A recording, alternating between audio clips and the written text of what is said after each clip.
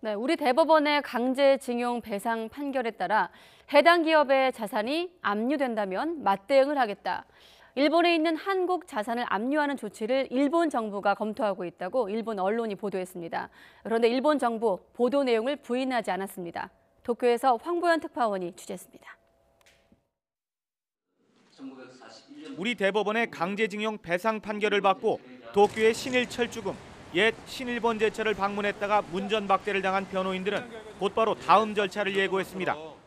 압류 절차를 가장 먼저 최우선으로 검토하겠습니다. 미쓰비시 중공업에도 배상 판결이 나왔지만 사실상 수용 거부 입장을 밝힌 만큼 절차대로라면 국내 자산에 대한 압류가 진행될 수 있습니다.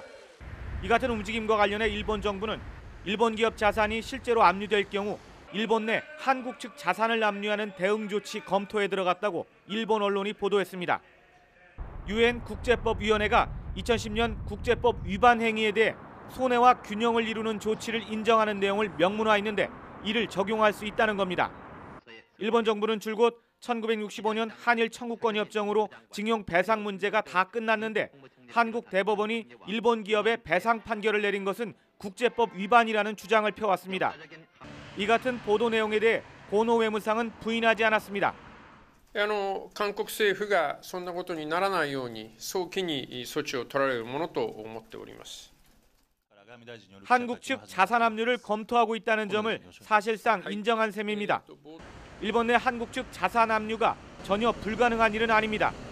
일본 법원에 한국 재산에 대해서 압류 등의 조치를 해달라고 요청을 하게 되면 일본 재판소에서는 그동안에 이 강제징용 관련된 판결들 전부 다 한국 사람들에게 패소 판결을 내렸었기 때문에 그런 의미에서 압류와 같은 그런 보전 조치는 취해질 가능성이 있는 거죠. 하지만 실제 한국 측 자산에 대한 압류 조치를 위해 상당한 무리수가 불가피하고 국제적인 비난도 예상되는 만큼 실현 가능성은 매우 낮습니다.